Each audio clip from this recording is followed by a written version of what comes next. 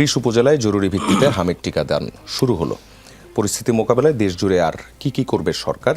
EPI কর্মকর্তারা বলছেন, হাম রুবেলা জাতীয় ক্যাম্পেইনের টিকা ঠিকই হাতে এসেছে, কিন্তু পর্যাপ্ত সিরিঞ্জ আসেনি। দেশব্যাপী ক্যাম্পেইন শুরু করতে 1.5-2 মাস আরও সময় লেগে যাবে। পরিস্থিতি মোকাবেলায় আর কি প্ল্যান আছে? ধন্যবাদ আপনাকে। আপনি জানেন যে আমরা নতুন করে হঠাৎ করে একটি মহামারীর সামনে এসে পড়েছি।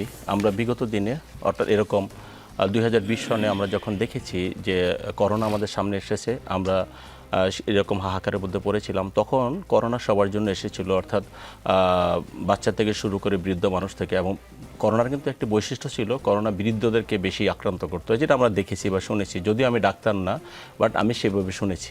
তো এইবার যেটা হলো, হঠাৎ করে আমরা হামের প্রাদুর্ভাব দেখতে পেলাম, এবং হামের কারণে দেশের বিভিন্ন জায়গায় বিভিন্ন রকমভাবে আমাদের বাচ্চারা আক্রান্ত হচ্ছে, এবং আমাদের কয়েকজন বাচ্চা মারাও গিয়েছে ইতিমধ্যে। এবং সবচেয়ে বেশি হয়েছে বরগুনা, তারপরে দ্বিতীয় হলো পাবনা, তৃতীয় হলো চাঁদপুর।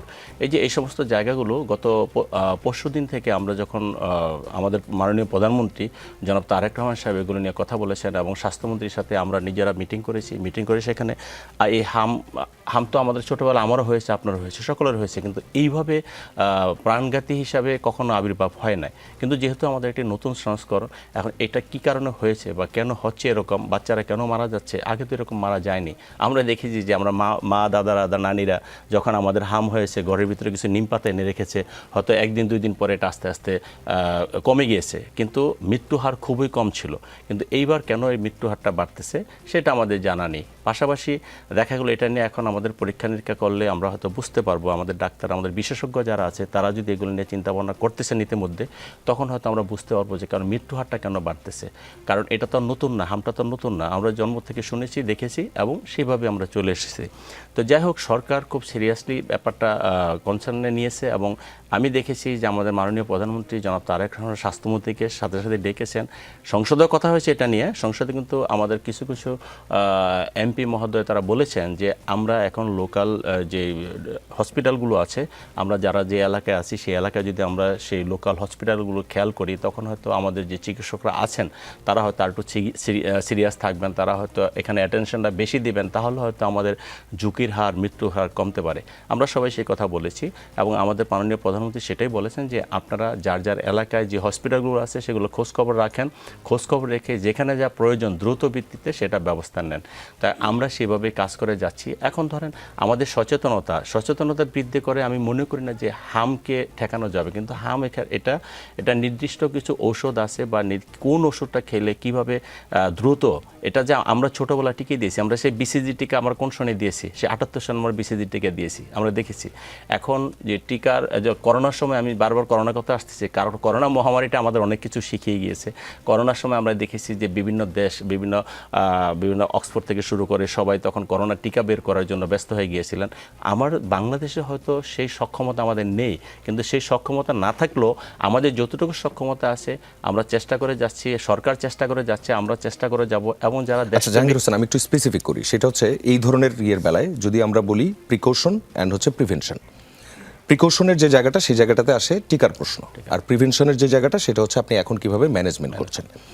এখন আমি টিকার প্রশ্নে যদি যাই, সেই জায়গা থেকে আপনি বলতে পারেন যেমন ইন্টারিম গভর্নমেন্ট ওই টিকাটাই কিনে নেই, এবং সেটার ক্ষেত্রে নতুন আরও সোর্সিং তারা করতে গিয়েছিল, এবং সেই সব কিছু মিলে টিকাটা আর কেনা হয় নাই, প্রিভেনশনটা হয় নাই।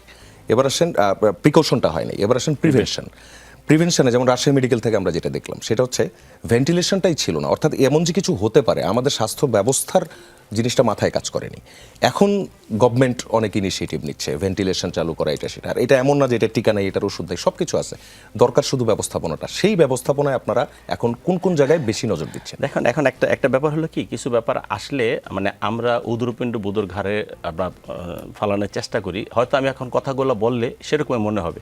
এই দেখেন, এই যে আপনি বললেন যে ইন্টারিম গভর্নমেন্টে সেগুলো করেনি, পাশাপাশি এর পূর্বে যে গভর্নমেন্ট ছিল, যে ফেসিবাদী গভর্নমেন্ট ছিল, তারা স্বাস্থ্যখাত, আমি তো অ্যাকচুয়ালি আমার তো ধারণা ছিল না ব্যক্তিগতভাবে যে স্বাস্থ্যখাত নিয়ে কী দুর্নীতিটা হয়েছে।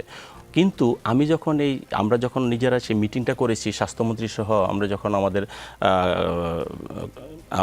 আমাদের যে প্রধানমন্ত্রীর নেতৃত্বে আমরা যখন একটা মিটিং করেছি সংসদের পূর্বে, কি বলে সংসদ চলার পূর্বে, তখন আমরা দেখেছি যেই ধরনের ইয়াগুলো আসতেছিল আর কি, ইনফরমেশনগুলো আসতেছিল, সেই ইনফরমেশনগুলো অনেক ভয়ঙ্কর। তো সেই ভয়ঙ্কর স্বাস্থ্য ব্যবস্থা নিয়ে যে হেলাফেলা করা হয়েছে এবং স্বাস্থ্য ব্যবস্থা থেকে যে দুর্নীতিটা হয়েছে, এই দুর্নীতি যদি না করতো তাহলে আপনি যেটা ভেন্টিলেশন আপনি দেখেন, আমি যে ঢাকা মেডিকেলে গত পরশুদিন আমার বোন একজন অসুস্থ, আমি সেখানে গিয়েছি, আমি সেখানে গিয়ে দেখলাম সেখানে অনেকগুলো আইসিইউ আছে, কিন্তু আইসিইউ টেবিল কিন্তু আমি মনে করি ডাক্তারে আমাকে বললো, আমি স্পেসিফিক বলবো না, যে এখানে অর্ধেকও কাজ করতেছে না। তো এখন ব্যাপার হলো যে সেই সময় থেকে শুরু করে এই স্বাস্থ্য খাতটাকে একদম শেষ করে দেওয়া হয়েছে, যেটা মানুষের জীবন রক্ষাকারী যেই জায়গাটা, সেই জায়গাটা নিয়ে আমরা এতটাই উদাসীন ছিলাম। আমরা চেষ্টা করেছি, মানে আমরা বলতে তৎকালীন গভর্নমেন্ট চেষ্টা করেছে কোন খাতে কত বেশি দুর্নীতি করা যায়, সেই খাতটাকে তারা বেছে নিয়েছে। তার মানে এখানে কে মরলো কে বাঁচলো তাদের ব্যাপার সেটা ছিল না, তাদের ব্যাপার ছিল যে দুর্নীতি করে অর্থ বিদেশে পাচার করা। এখন যাই হোক, যেটা হয়েছে, এখন তো আমরা মাত্র 17 ফেব্রুয়ারি আমাদের এই সরকারের বয়স মাত্র কয়দিন, মাত্র 47 দিন 48 দিন। এই 47 দিন 48 দিন সরকারের বয়সে কিন্তু আমরা ইচ্ছা করলে আমরা সব কিছু করতে পারি না। তবে আমাদের চেষ্টা আছে, আমাদের হয়তো সামর্থ্য কম, কিন্তু আমাদের চেষ্টা আছে, আমরা সেই চেষ্টা দিয়ে আমরা কাজ করেছি। যে যেই জায়গায় আছে, যে যে অবস্থায়, মন্ত্রী বলেন, এমপি বলেন, আমাদের সাধারণ নেতাকর্মীরা বলেন, প্রধানমন্ত্রী বলেন, সবাই এটা নিয়ে কনসার্ন আছে এবং আমরা চেষ্টা করছি যাতে আমরা এটা প্রিভেন্ট করতে পারি এবং যতটুকু সম্ভব আমরা লাইফটাকে সেভ করতে পারি, সেভাবে আমাদের এবার যদি ব্যবস্থাপনার প্রশ্ন আসি, এবারও আরেকটা দেখা দিয়েছে, সেটা হচ্ছে টিকা এসেছে কিন্তু পর্যাপ্ত সিরিঞ্জ আসে নাই। এগুলো ম্যানেজ করা যাবে কিভাবে?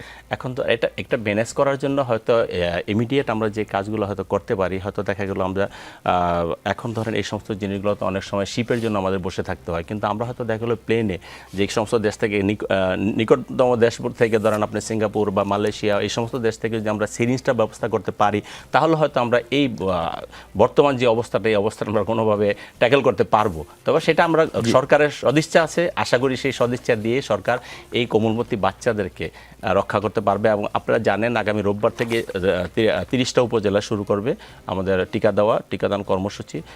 আশা করি আমরা টিকা 30টাতে যাওয়া শুরু করবো। বাই দিস টাইম আমরা বাকি অ্যারেঞ্জমেন্টগুলো আমরা করে ফেলতে পারবো আশা করি। আমাদের যে স্বাস্থ্যমন্ত্রী আছেন তিনি অনেক ভেরি মাচ কনসার্ন এবং তিনি, আমি দেখেছি, অনেক সিরিয়াস। হয়তো তিনি সিরিয়াস এবং সে যে সিরিয়াসনেস নিয়ে কাজ করতেছে, আমি তার চোখের মুখে যে সিরিয়াসনেস দেখেছি, আমার মনে হয় আমরা রিকভারি করতে পারবো ইনশাআল্লাহ।